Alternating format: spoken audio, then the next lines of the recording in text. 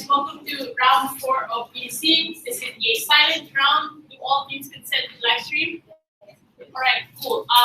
Because I don't have a friend with me, because she left this one with, can you all keep time over each other as well? So like we keep that together. Alright, cool. Yeah. Where's the camera? The camera and the laptop. Oh.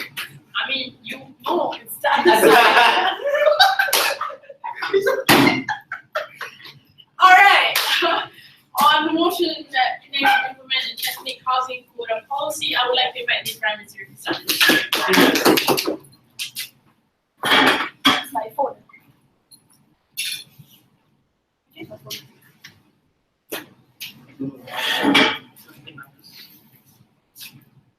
I'm going to just put my phone on the face.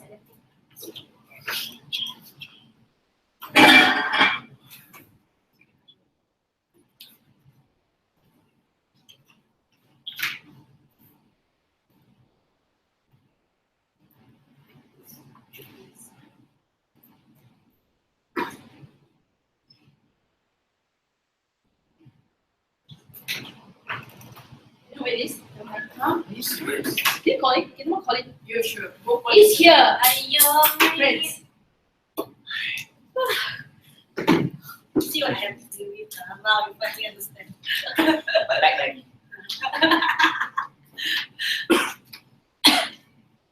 Actually, anyone going to get you done? Okay, let's do I think that one. Yeah. How about everyone? Good job. Brother. I was very judged. I didn't take out my thing to judge. Oh, okay. I think like that case everyone just use my time. Okay. Sure. I think it's really good. I think it's really good. I'm always late. Yeah, so guys, when you speak, just press the button and then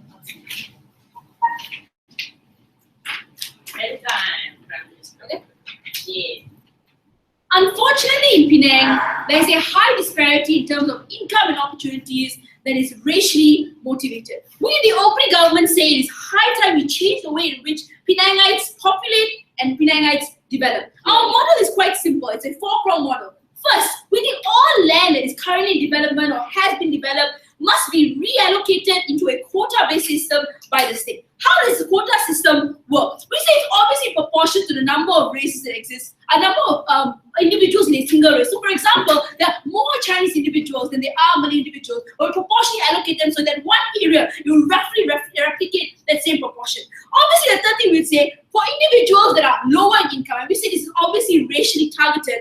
For like booming lots we have in KL, we would have a system in which if you're lower income because of your racial identity, you would have a lower price for that house. And Malay people will have a lower price. Indians, second highest, would have a second highest price, and Chinese being the richest, they would have the highest price. Obviously, this policy is flexible, so insofar as we don't have to move people, we leave them in those areas. But if we have to put Malays in areas where there are no Malays, we would. And if we pull Chinese out in areas where there's no Chinese, we would as well. We think in principle our model will prove that reallocating to roughly have demographics interact with each other is preferable than status quo.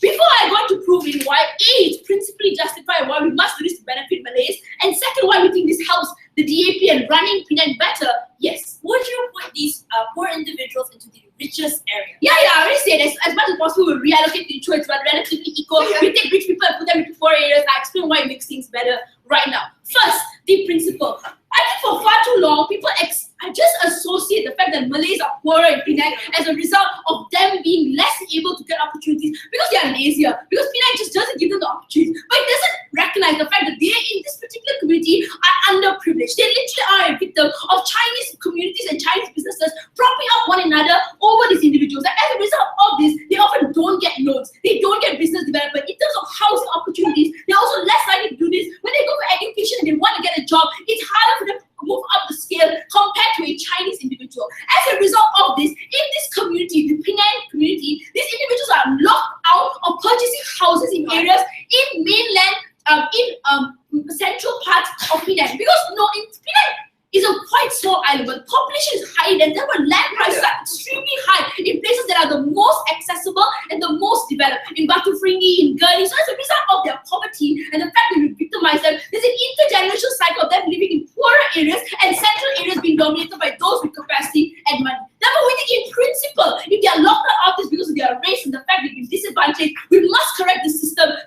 disallow them from constantly opting out the benefits that exist. But how exactly do we make things better? I'm going to first prove, as a result of this policy, we think individuals being reallocated makes things better.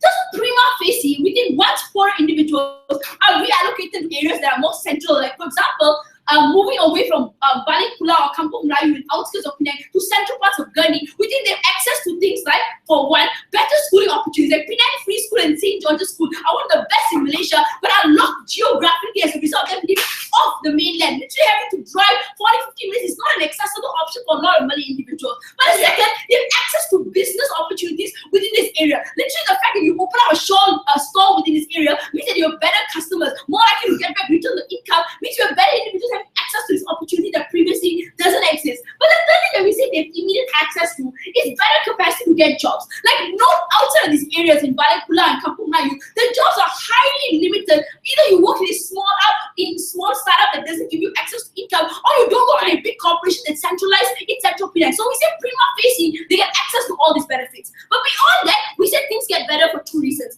First thing we'll say is, once we incentivize and we change the reallocation, richer people will move to poorer areas and poorer people will move to rich areas. This makes things better for two reasons. First, a lot of concentration of power when it comes to how much voting bloc you have, whether or not politicians care about the area, is concentrated in rich areas. That's why Gurney Drive has high amounts of access to public support, hospitals are built nearer, schools are more concentrated here.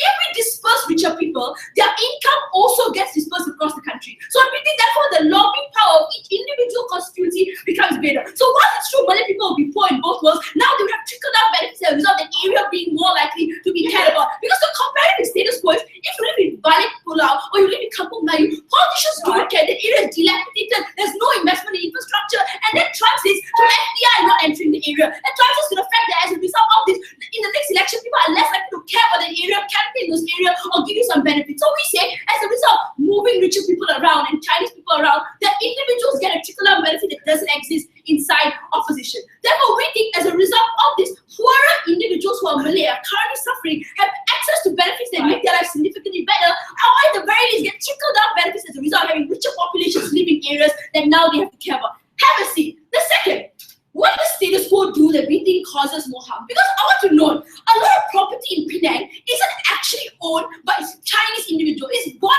out by Hong Kong multi-billion dollars or individuals who don't buy it as an investment, and they keep those houses empty. When they keep those houses empty, they artificiate the prices that are increased within status quo in areas that are very central to Penang. That makes land prices higher. It makes the fact that development costs so much to enter those areas. As a result of this, these areas are less likely to have individuals who are poorer entering to begin with. In our world, when poorer individuals make up a demographic within this area, like we said, businesses are also going to cater to them. The fact that there's a purchasing power that's lower in this area, this small community, means that as SMEs will start opening up to cater to them. That means that areas also become cheaper as a result of having demographics with different purchasing power in our world. But the second thing we want to say is, we also have better management of political gains in our world. Because we need DAP to win the next election. And at the point at which DAP doesn't win, Barisan Nasional will come in and screw up the development and the lack of corruption in Penang. If we have Malay individuals constantly being neglected in the next election cycle and not having access to any of this, we think you are likely to lose because you get to amplify the racial card that exists right now. Malays are the strongest on mainland. The fact that Malays are being victimized in Penang is more reason for us to not trust the Chinese government, for DAP to not get support and funding. So moderate Malay people are less likely to support DAP. They're more likely to go to BN. On top of that, incentivize Malay poor individuals to turn to BN. At that point, racial cards and tensions become worse. I know what the ops is going to say. If you do this, things are going to be worse because the interactions are going to be hostile. Status quo is on the path to hostility. Literally, every day you do this, they're going to join BN. They're going to start thinking it's a racial war. In our world, it will be less because the point at which you interact, we say intergenerationally, you create a world where people are more equal and less likely to harm each other because things get better when people interact with one another.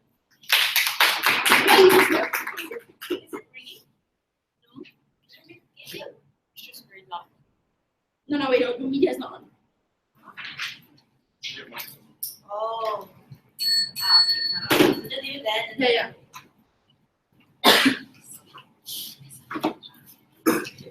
Alright, thank you very much. I would like to invite the leader boss here. This Yeah, no, the other thing is the Thoughts on how you learn discriminate. I thought it's typo. Yeah. It's like, if there wasn't a typo.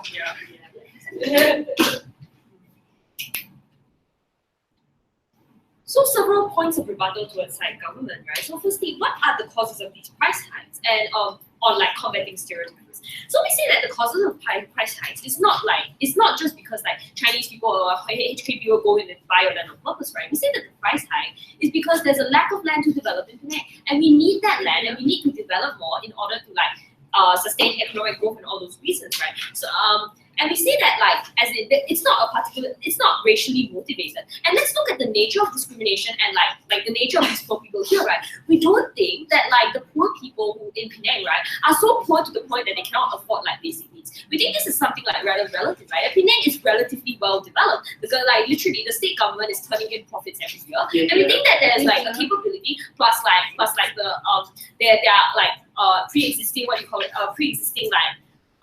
things that they do, right, in order to help people, such as like subsidies, houses, and loans, right? So I think that like, even the poor people, they're not really as bad as side of proposition makes it out to be. We think that generally people in Penang exist on like the middle income level, right? And that's why we don't think that all the benefits that accrue on the side with regards to the mixing of the rich and poor really matter, right? Why? Because we tell you that the uber rich are really those people who can afford those big mansions. But that generally, on like an average level, people in Penang are generally people like me who are like middle income, who come from a middle income family, and cannot afford those type of like high class places that we talk about. So we don't think that the prices of these things are the prices of a condominium in Penang probably very expensive. Like normal people probably also need to take out loans. So like as in the poor people are not the only ones suffering. But we say that in our policy, like if necessary, right, we would much rather the Penang government provide general subsidies, housing and loans towards poor people, right?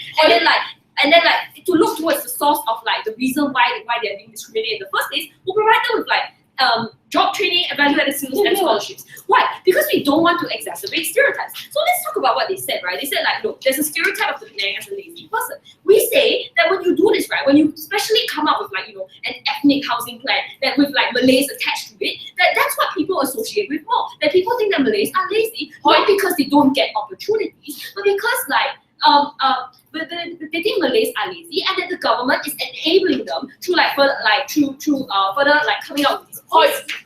No man. We say that to the point that you do this and you exacerbate these stereotypes, on the other hand, it looks bad on your government, right? Because ultimately in the end, we say that firstly, BN is going to demonize the DAP anyway, and that secondly, right? And then secondly, we don't and then secondly, mainland is not necessarily, for example, a BN stronghold. But in mainland, we generally vote DAP because they've done good for everyone, right? Not just because of for example, not just because they help out certain people racially. But we think that to the point that DAP starts doing certain things that people can call into question, that's the point of time that people turn away from DAP. So moving on to my constructive, but before that, yes, ma'am. So if it's true that our people generally have better access to wealth, skills, development, and training, the stereotype eventually fades with time. In your world, it literally exacerbated because they live in a poorer part, they have less jobs and opportunities. Wouldn't the stereotype be worse in your world? Okay, let's deal with this, right? What is the root of the stereotype? So that's my constructive, right? I'm talking about how stereotypes are constructed. We see that stereotypes are constructed, right? When you see for example, it's not just due to poor people, right? But also, for example, the move what the government does. We say that, for example, the Bumi Putra policy that exists in Malaysia, right? Or the quotas that you put in place to enter certain universities are things that allow these stereotypes to perpetuate. Because people perceive, for example, the government showing favoritism towards one group over the other, and that this is particularly prevalent in Penang. Why? Because there are a lot of Chinese high schools here with people with excellent school results who every year go on the newspaper and complain that they can't get access or they can't enter a particular university because, for example, of this quota, or that they haven't been treated properly, or they can't get government scholarships. We say that these stereotypes exist in Penang in particular, precisely because the Chinese people feel like they're mistreated. And the only way for you to combat this is that you have to, unfortunately, rise up to the top and show them look, this is not true, right? That we can rise up and we can be exactly as good as you are. And the way to combat this is not to call out Malays specifically where you're trying to help them and say, look, we're going to give you an ethnic housing policy, because that just makes things far worse, right? It fits into that perception, the optics of Malays needing help, right? On top of this crutch policy that you have for the infrastructure policy. Now on top of that, we're going to give you even more. But secondly, right, let's look into like the psychology of a socio-economically disadvantaged person. We think that at the point that you're socially economically disadvantaged, like yes, you may want loans, you may want subsidies, but to a point of time when, like, for example, like the government gives you something extra, we think that like you still want your dignity to exist. So even if the government, right, like they try to give you like places like they try to allocate you into rich places or like moderate places, we think that your dignity is still harmed in a way because it feels like you're taking handouts from the government. That even if you do it like, and that people will attribute your success or your ability to enter particular schools, right, as a result of this government's policy. So rather than saying that, look, this Malay entered Penang Free School because she was good, you'll say this Malay entered Penang Free School because of the location she was in. And why is this so bad, right? Because firstly, it discredits like any of the like good things that minorities are doing on the ground in order to like combat these ideas, right? But secondly, we say that like it harms your dignity because more microaggressions come about as a result of this, right? We say that like it's a fundamental assault on your dignity, even if let's say like firstly it exacerbates racial tension, but even if it doesn't like result in full out riots, right? We say that it manifests in terms of microaggressions, which is like a daily assault on your dignity in the form of like, for example, people making throwaway comments such as not like how your how because of your race ultimately in the end like you are unable to achieve anything on your own means, but you rely on the government instead. And finally, right, let's talk about the creation of ethnic enclaves, because here's what we think, right? We think that when you throw like people into like different groups, it doesn't necessarily lead to them interacting. What it leads to instead is like, let me analyze this for you, is that richer communities, like the uber rich, like in the minority of cases, they don't necessarily want to interact with these poor people because then they have no incentive to. And we say that like in this case, what's going to happen is that like these minority communities are likely to bandy together, right? Like because they feel fearful when they're like when they're in these like intimidating new communities. What's going to happen is that you don't necessarily bridge the gap towards like talking it out or like understanding each other. Instead, you only see each other, and it exacerbates that fear, right? Because you understand you were in that neighborhood not because of your own ability, but because the government assigned you there. So this leads to like, firstly, or like the poor people, or like the people who are socio-economically disadvantaged, the people who feel like will feel scared or intimidated, right? And the rich people have no incentive to do anything whatsoever. We think that this is unfairly singling out like these people to these people and causing them to feel even more discrimination. That is also unfair towards people who can afford these houses to like take away their ability to buy houses. So due to all these reasons, go with side opposition.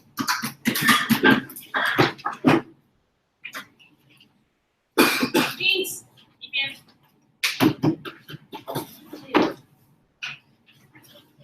the bell. Just press the button. Mana? Oh. No, how do Come you- on, clap. Yeah, sorry.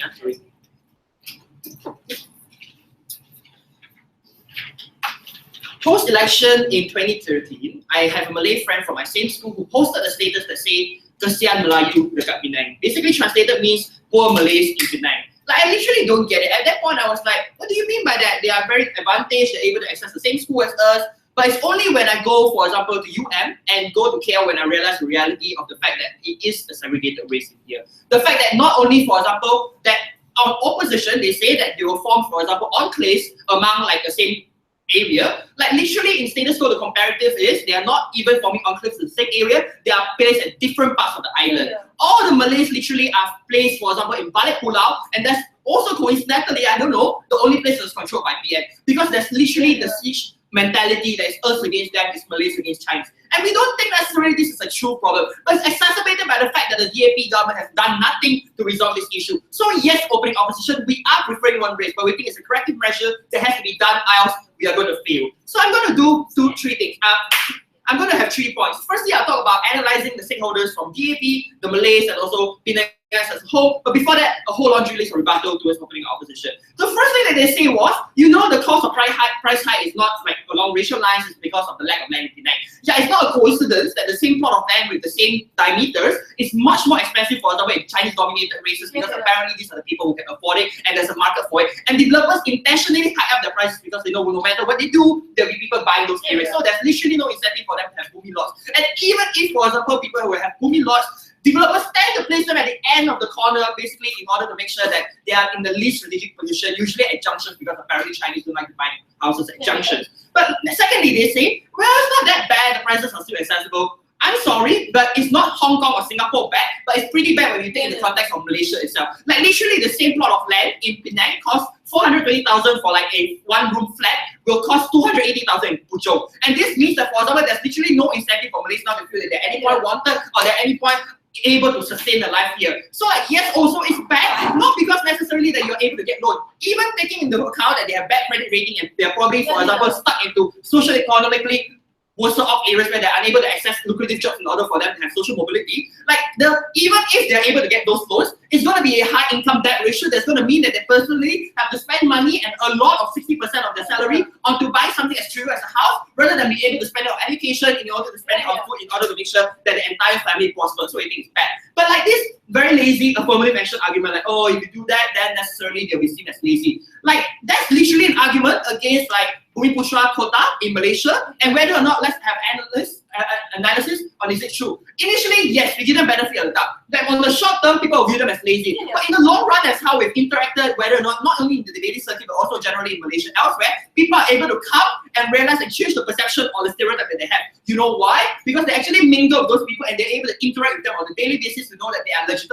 legitimate meritocracy behind the actions or the ability for these people to drive onto these banks. So we say, yes, they might be able to be discriminated, but we think it's better than getting them stuck in the long run and no alternative on opposition. I'll take you in a while, Felice. Right. So also this thing, like people vote for DAP anyway, so like they're not going away anytime soon. Wrong! That's the reason why it's not called Chinese, like it's not called opposition tsunami or DAP tsunami, it's called Chinese tsunami. Because basically people associate the fact that DAP is still going to remain because of the fact that they have a strong Chinese constituency. So it means that if, for example, you're going to lose majority and we think that the fact that there's coupled up with gentrification, gerrymandering that's happening, where, for example, they're granting more voting abilities to people on the mainland, this means that there is a real possibility that DAP might lose in the future. We can't allow that to happen. We think it's on the prerogative and incentive of DAP to correct things before they go into the third term and ensure that they're able to have long-term progresses. So Amrit already told you they have long-term progresses. These long-term progresses are not things that already benefit Chinese, they are things that benefit people of all races. Meaning to say that they're planning to build a highway from the free trade zone in Bailan Pass to places, for example, like Kampung Melayu to places like Balik Pulau. I think those are things that benefit everyone.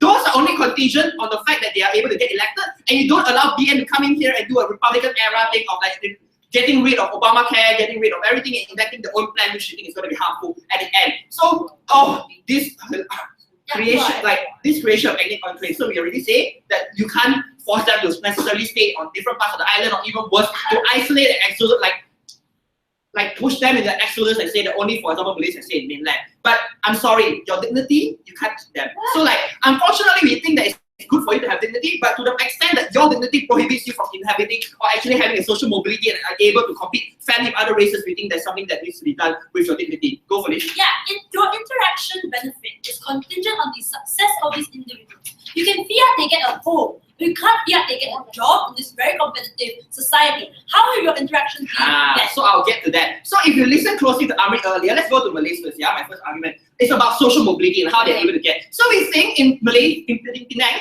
the unique geographic location of it, or like for the better or worse, means that number one, a lot of schools and good schools, for example, that are able to network you or give you granted easy access into matriculation or university programs are somehow placed in urban areas. But secondly, Malaysia has shit transportation, meaning to say that if you stay in Balik Pulau, you literally need 1.5 hours of bus in order to come to study in this area. This means to say that there's lesser incentive for people to buy a house, to even live further and send their kids to school in like these urban areas. This means that you're unable to form the necessary network that's ultimately very important in your secondary education, in your college education, for you to get some form of network in order to get those jobs. But also, the isolation means that a lot of times they'll be stuck in schools that are not only, for example, SK, but vocational schools. Vocational schools means that these are people who are unable to tap into the actual market out there and are unable to tap into the fact that Penang is extremely reliant on the semiconductor manufacturing industry. This means that we are unable to necessarily tap into the market. We are unable, for example, to be viewed as a competitive force compared to places like Vietnam, Selayang, and also Puli. This means that in the long run, Malays or people that you want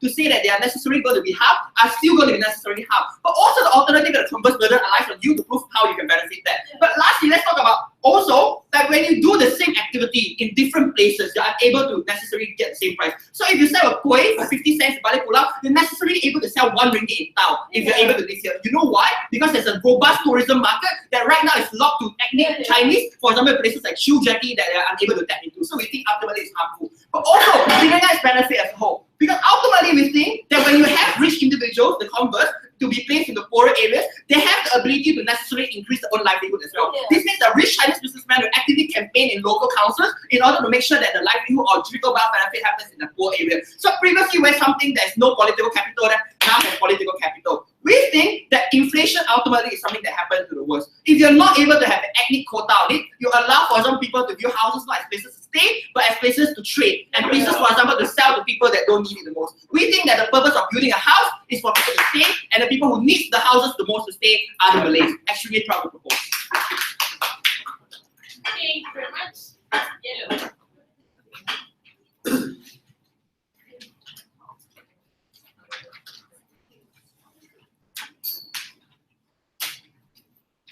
I really need a tea. Can I like? I really need a tea. Oh, okay. I'm sorry. We wait for him then. I see someone's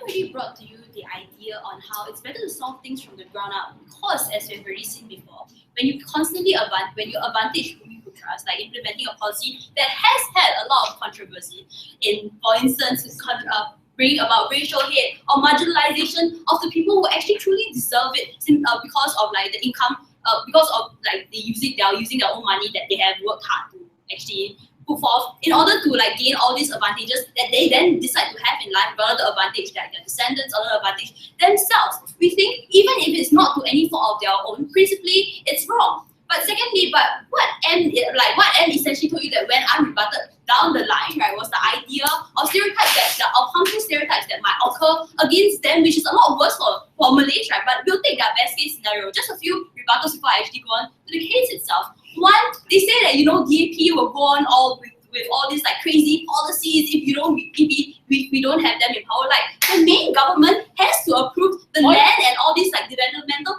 plans as well, right? It's not that Penang is like a country by itself. We think there's still checks and balances because of the main government, and we think that they won't just run freely with all the crazy policies that they keep talking about. They also tell us, if Malays are placed in different places somehow, that's a lot better for them. Because like interactions and all that, we think that especially when they do agree in their policy that the Malays are a lot more likely to be like the minorities in those areas, or people who are people who are the richer ones, like they are all allocated all these sides of things. We think like, you know, forcing them away from their enclaves, from their families, is a lot more likely to make them a lot less able to interact with the people around their surroundings, right? We think the interaction isn't likely to happen when you are forced into an area where everyone is like hostile and microaggressive against you, as like Anne spoke to you, we've read unrebutted down their line. We told you that it's better to solve things from the ground up, for instance, with subsidies and housing loans, something that they have never interacted with. Sorry, no. We think when you give us the point, their main point is that when you are somehow locked out of the mainland, you don't have certain sorts of education, business opportunities, or jobs in those areas. We agree, but we think when you prevent a person of other race simply because of their race itself, and simply because you link race to the income that they earn, to those people who work doubly hard in order to get to live in these areas because they realize the advantages that they will get We think that that's egregious, right? We think that it's going to be a lot worse. They talk about how it's going to be, how it might be better for Malays itself. We'll tell you about how it'll be worse for Malays itself because of, as Anne told you, the mindset that people have been ingrained with, right? We think that Malays, Bumi Putras, people who live on the land itself, even if they get access to all these sorts of education, even if they get access to all these sorts of job opportunities, we think that most of them, because of the culture they have been ingrained in, because it has been passed down from their ancestors and all that, they are likely to go into certain areas, for instance, opening food stalls, or going into agriculture sectors instead of the thriving knowledge-based economies, which will make you rich. The investments that they choose to do with, even if the opportunities are all granted to them, cannot be solved simply even if you place them in an area where you suddenly then expect that it will still not be solved. We think that it's really expensive to access all these sorts of opportunities as well, right? We think it is really in a sense it is a kind of a really weak policy if you place them in an area and expect all the issues that is related to their race itself to be solved in those areas. What do we mean by this? We think that even if you place people in the mainland, even if they get all these sorts of education, business opportunities, it's not just enough to put someone in there itself, right? We think that all the standard of living in those areas itself, for instance, the food, the transportation, trains, and if you are going to live in that area and try and bring up a child there, we all know we all know it's insanely difficult in order to be able to do that. In the first place, the connections, if you want to have job opportunities, you need to have connections, prevailing connections with businessmen there in the first place already. But you still don't form those networks, even if you just throw them in there for itself. We think that it's even worse on your side because as you have conveniently ignored Anne's point on stereotypes, which I'll be bringing back. But before that, yes. So the skills and this training can be given to them. It applies to all other government subsidies. But at least in our world, there's some interaction where they have to cooperate, they go to the same school, they live in the same area, and they share same concerns. In your world, there's no interaction, and all those stereotypes which you have perpetuated the point in which they see it. We tell you that interaction isn't likely to be good interaction when it's all going to be hostile and microaggression. So even if you have those sort of little interactions you have, we think that if it's peppered with microaggressions and if it's peppered with people being hostile to each other, it's not going to be good interactions either way. You have interactions, but it's going to be one of hatred, it's going to be one of conflict, it's going to be one where it exacerbates into when they are adults, when it exacerbates into when things get a lot worse and racial riots and tensions happen, and we have seen that happen before. But two great harms that come out of their policy. One, the fact that if you have, in a sense, an easy solution in place that seemingly benefits the population as a whole, little is going to be done to the supply side policies in the first place, right? So the government can have all these things we are talking about, but if the government already has this mentality as to we are going to have this policy in place, it's going to solve this issue, let's not then deal with it anymore. We think the resources that the government puts into, for instance, retraining the Bumi Putras or giving them or changing their mindsets about certain things, and we know how difficult that is. We think that when you have that sort of easy solution in place, you're not likely to go and interact with all the other policies or the other necessarily needs that only work in the long term itself. Secondly, let's talk a bit more about M's point, which they really want to ignore. We think that that it's a lot better for Malays itself, right? They talk to us the kind of stereotypes that will still happen in our world. We think it's a comparison of stereotypes, right? In your world, it's like the stereotype that only happens in your world is that Malays are poor, right? But what is the stereotype that happens essentially in our world? Is that the Malays are privileged because the governments are constantly favoring you. It is that no matter what position you are in, you are constantly being helped into which we then told you about. What then happens is that employers decide to choose like Chinese over Malays even though both are equally qualified. Or like schools are likely to choose a Chinese kid over a Malay kid simply because they think that those people have been helped into this position and they don't deserve it even if they do deserve it. We think that with all that said, it's a lot better for Malays, if you really want to talk about Malays, even if you take a worst case scenario on our side. Very proud locals.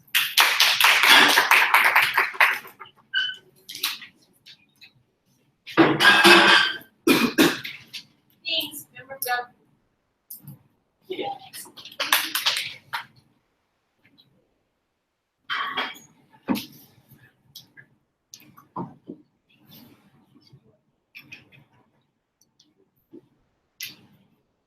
Alright, can I start?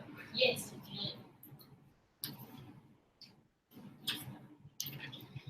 Ladies and gentlemen, the CG stance is very simple.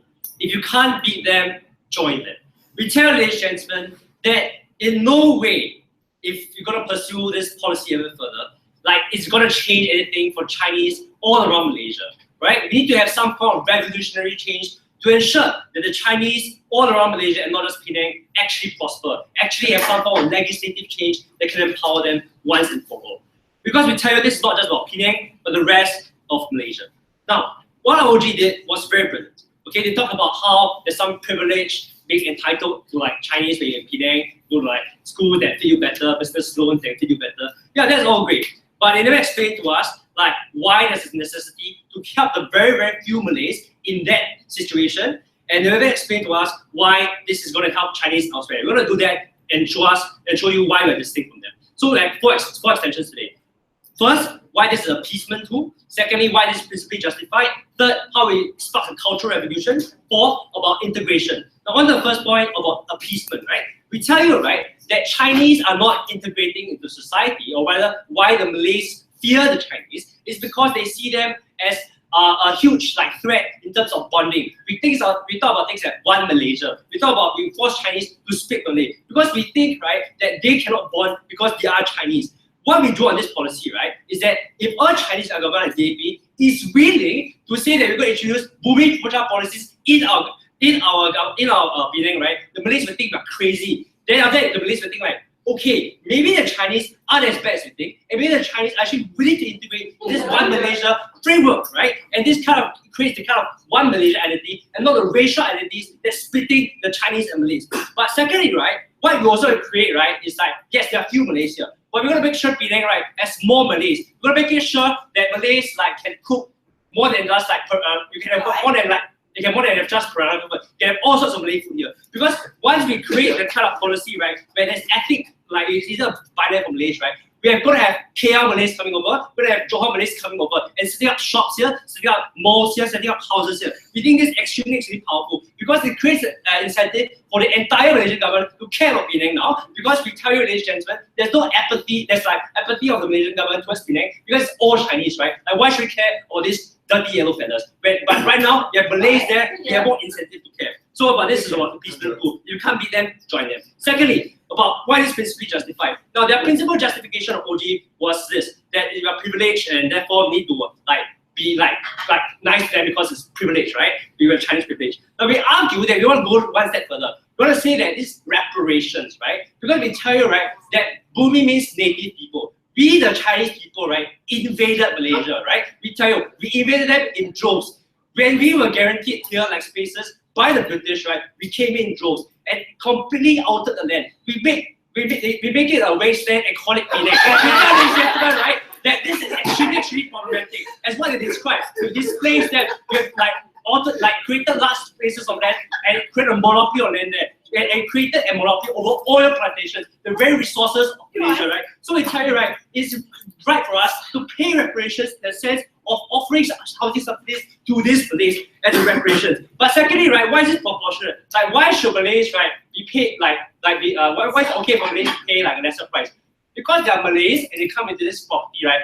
See all Chinese people have all these microaggressions. So that affects your quality of life, right? Just like how we have property prices being determined about how your quality of life is going to be affected by whether MRT is close by, whether the sun is shining on you. So we think, right, because you have all sorts of microaggressions, right, therefore it makes sense for us to give you a lower property price, right? So we think that's principally justified in terms of free market. But third point of why this actually sparked a cultural revolution, we talk about how these cultural stereotypes are formed up. We tell these cultural stereotypes are formed up not just by policy making, but actually to the integral culture that actually is in all this Chinese and Malays, right? Like Chinese speaking, actually frankly speaking, we have to be honest here, Chinese are more hardworking because we are based on Confucianistic values and all that kind of thing. That's why there's no there's no Chinese translation of the word labor. When we tell nations, when you have a cultural revolution, right? This cultural revolution is sparked by saying that now the Chinese people, right, even with this ethnic housing quota policy that kicks Chinese out, right, the Chinese still have housing. That shows how far ahead the Chinese are. And then we Malays need to do something. We need to have the cultural revolution. And Malays need to start being hardworking. Because we tell you, right, Malays are not doing well in terms of having enough oil plantations, not doing well academically. The crime rates are higher in Johor and than in Penang. We tell these gentlemen that Malays are not doing well. So the only way to correct stereotype is for Malays to actually do better. And then to have more sustainable kind of stereotype change rather than what they're going to talk about the side. So it stopped the cultural revolution by showing hey, even a Chinese guy who is better than you, right, has to give all these kind of things. What are you Malays doing? What is this? So we think this stops the kind of cultural revolution that's necessary. But more than that, right, on our biggest point on microaggressions or integration, right, we tell I'm very privileged to live in Singapore. Because in Singapore, right, I'm forced to live with a Malay neighbor, forced to live with an Indian neighbor. But I think that's a good thing, right?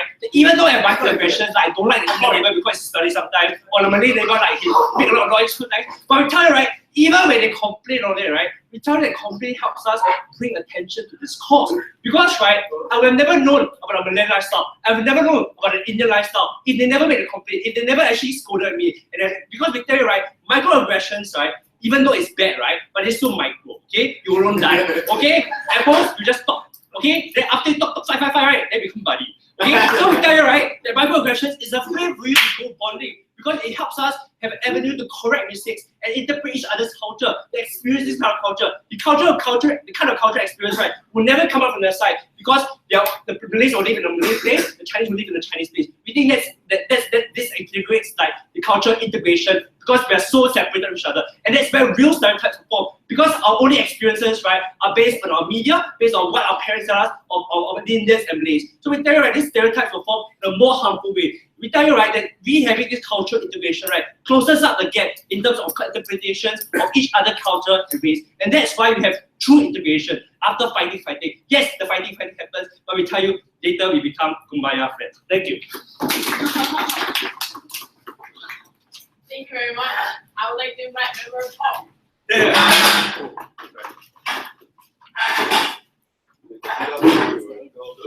Oh yeah, it's screen, huh? Oh my god, it's on live stream.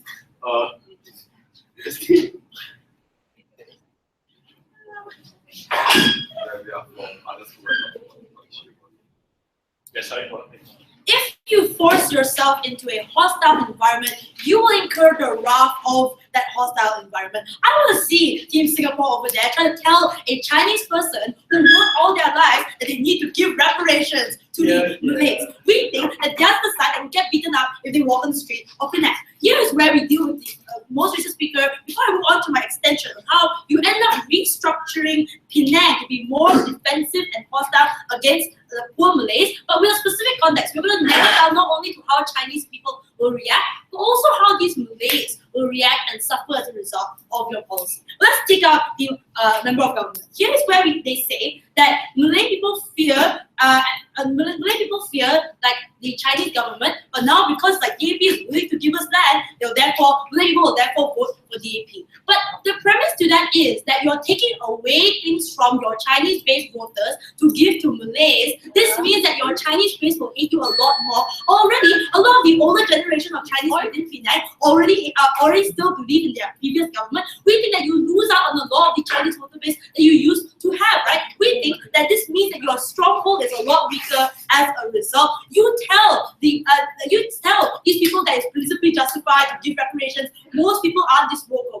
most people think that they worked all their lives, that there are a lot, that they deserve what they got. And if you tell them that they need to give reparations, that's where they will feel more hatred towards Malays. So even if you don't, even if like, you end up getting more Malay people to vote for you, they'll wrinkle the rug of the society on the ground within Penang. And I'll tell you specifically why in my extension. But let's deal with this idea about cultural revolution. This is where they literally concede that like Malays are lazier and that Chinese people are more hardworking. Wow, that's so rude, my God.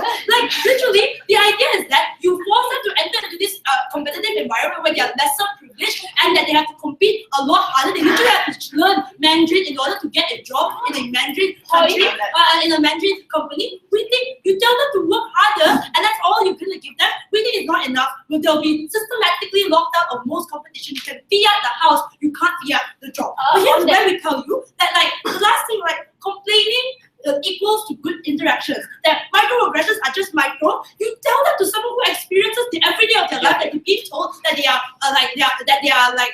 are more lazy, being made fun of for their doodle, being made fun of for things that are necessarily like give them less privilege, but you assume that it's okay. The reason why you think that it was all kumbaya after that, because you were privileged enough to assume that the interaction had no harm. The interaction had harm. You were just too blinded to it. So that takes out the closing government. Let me deal with the opening government with my two extensions. But here, yeah.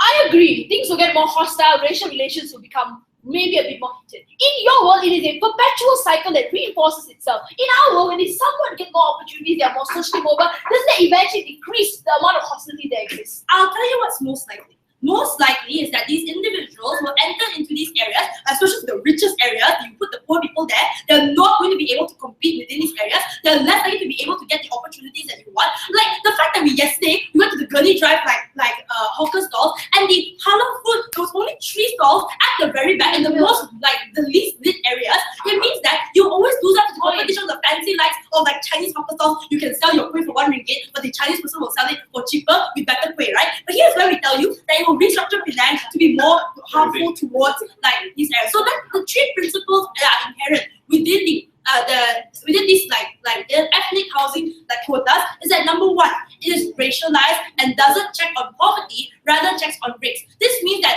if you argue that a lot of people hate racial policies already, this is more racial. Chinese people will see this as more pandering towards Malay people. But the next thing is that privileged people feel that they don't get what they feel they deserve, right? So it's true, maybe Chinese people were more privileged and that they didn't actually deserve a lot of the things that they got, but they feel like it's taken away from them. This means that a lot more hatred is existent on our side. So this means that it's not just about the Malay people enter into these areas and they get all the opportunities. Because their argument about the trickle-down effects and getting more benefits of transport and things like that assumes a vacuum. So this gentrification argument in a vacuum doesn't exist insofar as the Chinese society is able to become more defensive. Penang is literally the pride of the Chinese because it's the closest thing to meritocracy or the closest thing to Singapore, right? Or you think that once you break this bubble of meritocracy, that's where they'll try to force your Malays out, right? The fact that that entire Penang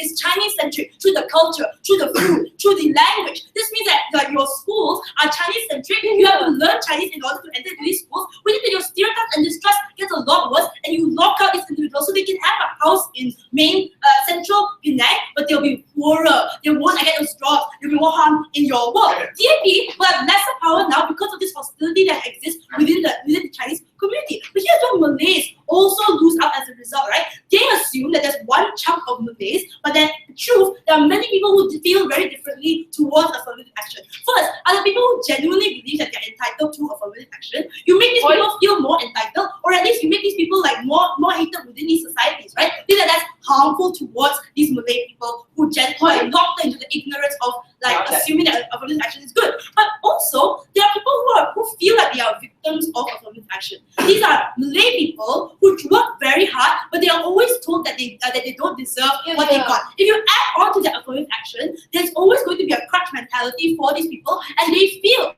that these are the people who feel like they're constantly victimized by affirmative action. These are people who would have voted for you, but now they feel condescended upon because you're going to give them more affirmative action. This is literally confirming the assumption that they are lesser than everyone else. But the last is the people who genuinely are made it through the meritocracy, right? They made it through Penang in the most meritocracy, Malay in like Malaysia. This means that it's the interactions of these people with the Chinese people that are more beneficial on our side. If the richest of the rich always interact with the poorest of the poor, which exists on your side, this means that you only confirm and further stereotype the people and assume that you're always going to be poor, you'll never make it in our meritocracy, right? In our world, only the people who made it, right? The people who managed to be Malay, but also be able to overcome all the stereotypes, manage to do all and excel. Those are the people who are going to break the stereotype of Malay people like not being able to get anything, right? In your world, there's no proof of a self-made like a Malay person. There's no proof that a Chinese person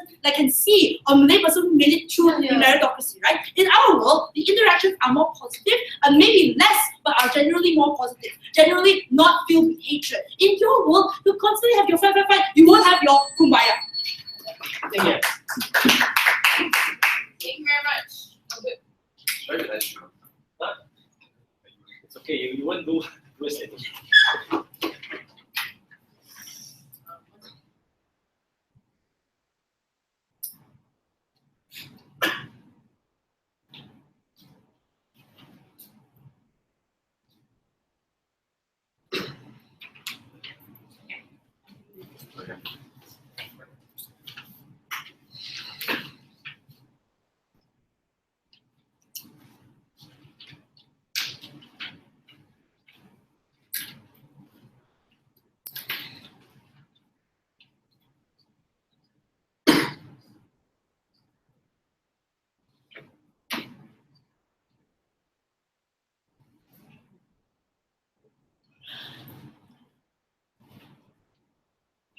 I think it's a formal assumption from opposition on the other side that people are just naturally a little bit racist to each other. There's no way of wanting together as a result. We think that's false, right? That surely, like, children will go to school together, interact and have fun, go to playground together. That's the way they break stereotypes, they break racist tensions that exist in today's debate. That's how you change the community culture that exists. Sure, on the first level, some level of microaggression may exist right at the start. But it's crazy on the other side to make a very judgment that these people would rather be perceived as a little bit weaker in the community than not having the opportunity to start off in the very first place, right? But here's this, we're not being extremely intrusive here. We're not going to say you are Malay, you must live here. We make it easier for you and you have the option as a result to choose this particular option. So these people who choose this option are to some extent willing to take the bite and say that maybe I'm a bit uncomfortable in the greater Chinese majority, but at least I have the access to the better schools for the future of my better children. These are the risks individuals are willing to take, and this is the step that we want to do in the very first place. So we need the comparative benefit on our side of the house that we allow this choice to exist in the very first place. I'll talk about basically three things in this particular aspect. First, talk about appeasement. Second, about cultural revolution.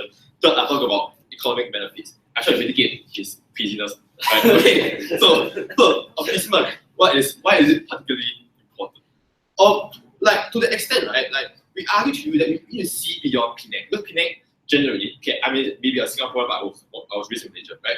Are for the more privileged Chinese. There are a lot of underprivileged Chinese in other aspects of Malaysia, and they're pointing to the fear that Chinese will one day gain power. That they're extremely powerful. That they will take over the Malays, and Malay will lose all their particular rights as a result. So I think it's very important to appease the majority of Chinese of Malays as a result. And we think it is a good starting point to have. So we argue to you as a result. We think that like things that so they tell us Chinese will hate you is bad. Like we don't think so, right? Like Chinese don't have a lot of options of party to hate, right? Like even if they dislike you for that one action, they're still going to vote for you anyways, right? Like just because we hate. But more importantly, we want to go beyond identity politics that's hurting Chinese, right? Because if a party that's centralized only on Chinese issue, that we should care about your right and not about Malay, right? This exclusively hurt Chinese because we are on smaller voter bloc that exists in Malaysia. So this hurts Chinese more. So we want to move beyond this, like this identity politics in the place, so the Chinese can moderate their stance to care about Malays. This is where you get a large majority of Malays lying to buy into the stance the Chinese is saying. So on the comparative, we appease like the Malays or break this political rhetoric that we fear the Chinese. That is where you get more rights for more Chinese, as well as the equality throughout Malaysia. So it's a comparative benefit as a result. So we argue to you, thank you. So we argue to you that this is something that's good for all of society as a result.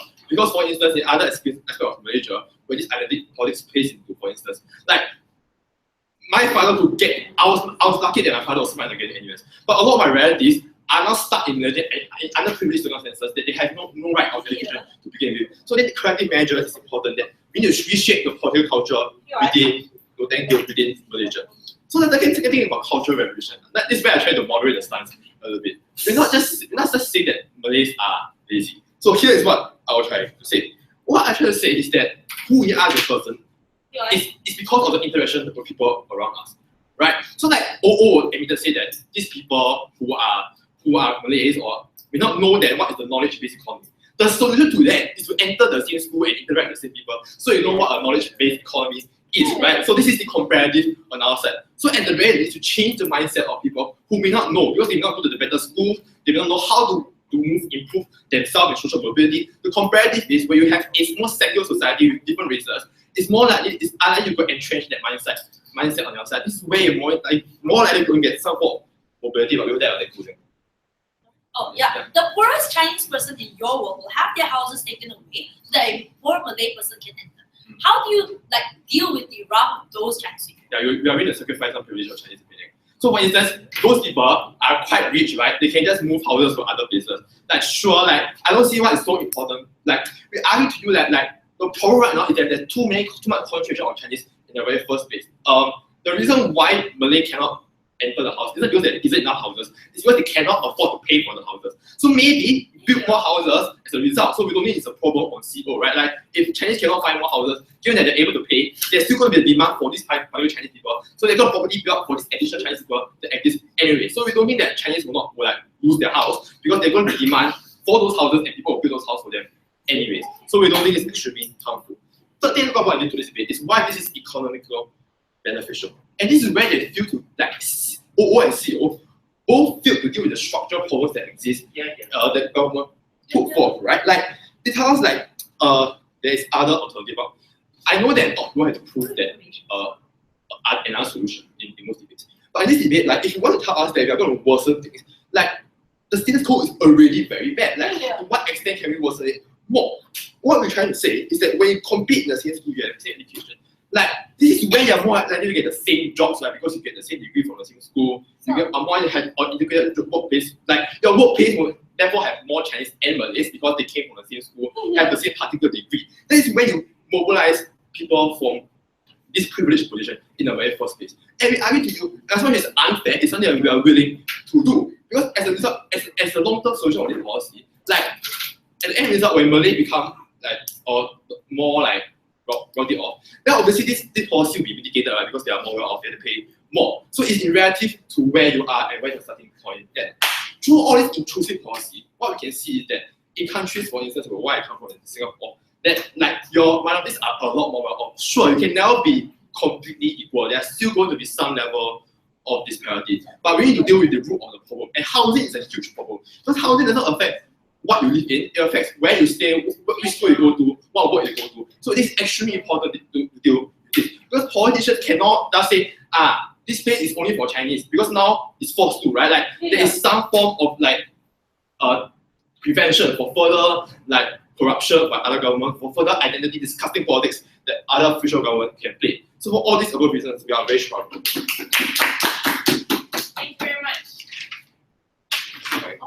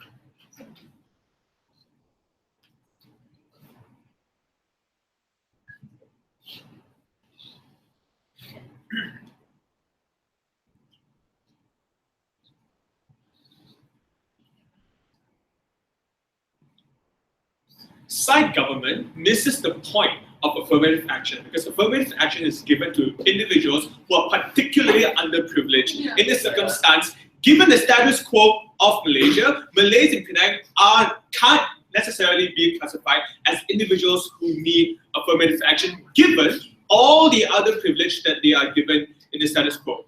Two issues in my speech today. One, how just is this housing quota policy? And two, how people in Penang, Malays and Chinese would react. First issue on how just this housing quota policy is. Given that Penang is a state that emphasizes meritocracy, this means that there is no inherent ethnic bias. So the ethnic biases that Patrick and Amrit tried to tell you about are technically non-existent, because if people are judged based on how well they do, and not based on their identity, we don't think there's an ethnic bias over there. So what does this do to the policies of Penang? Because given their stance taken over there, they would, to be principally consistent, they would have to give Malays more privileges in terms of education, in terms of jobs, in terms of loans, right? No, this means that you incense the Chinese population even more. Why is this? Because the foundational generation of Penang's success are the Chinese people who rose above adversity. What does this mean? It means that oftentimes these Chinese people would feel the most antagonized because you're literally taking their only form of pride away from them. What does this look like? So in the best case scenario under their side, maybe some Malays succeed. But what happens then? The Chinese people would then feel like they're being antagonized because the Malays succeeded in Penang because and they would feel like it's a downtrodden from the environment.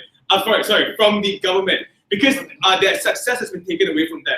Therefore, they'll see the Penang government as complicit in the disparity that a lot of Chinese people already face in the status quo, right?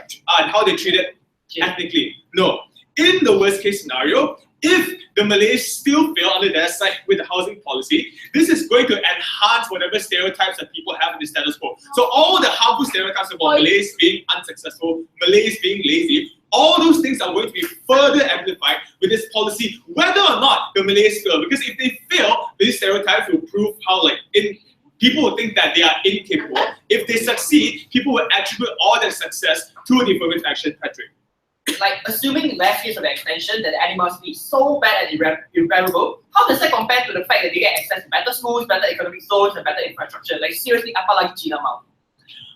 If they get more access to schools, this means that they're going to be actively harmed in schools as well. Because if the Chinese community see Malay people as taking up what is rightfully theirs, what is going to happen is even more harmful discrimination under their side. This looks like Chinese children being bullied. This looks like Chinese children being demeaned in class by the Chinese teachers. Because given the context that Penang is still a majority Chinese state, this means that all the racial biases is going to be put on the few minority Malay students that end up in those schools in the first place. If they get jobs, they would get the worst jobs that Chinese people don't want in the first place. And therefore, they're going to be relegated to an even lower position in society. The perception of them is going to be even worse. No. So how does this fare out for DAP?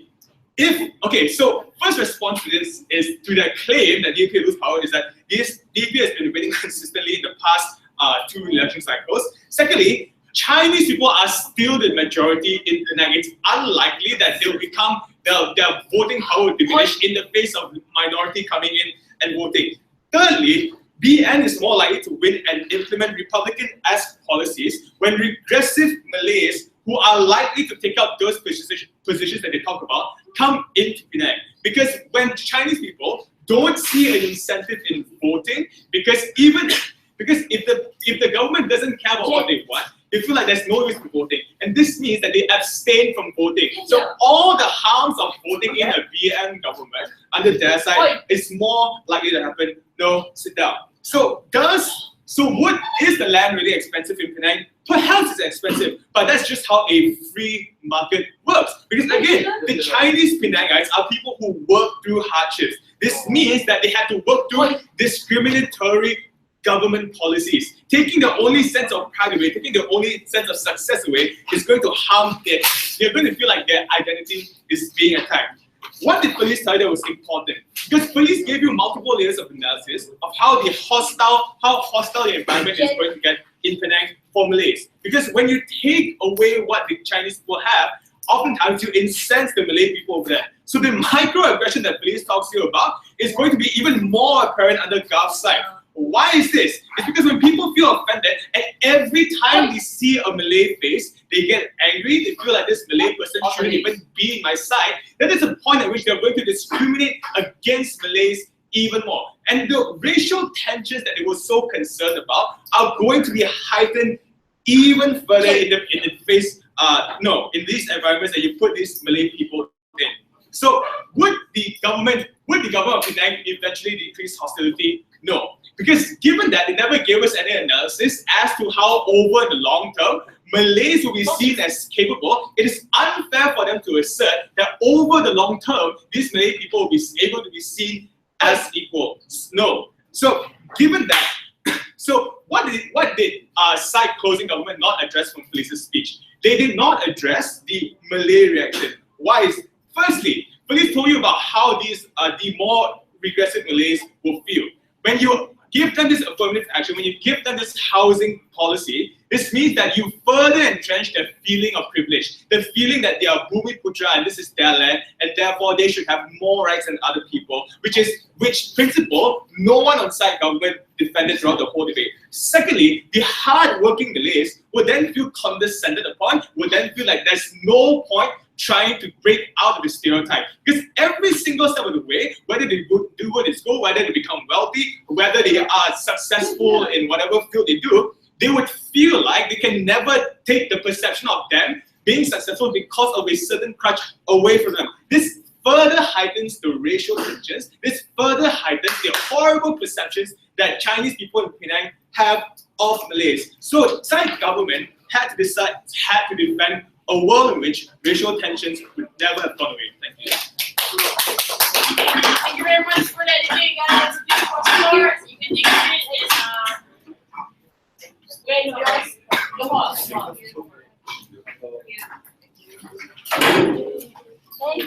Who's that? Please.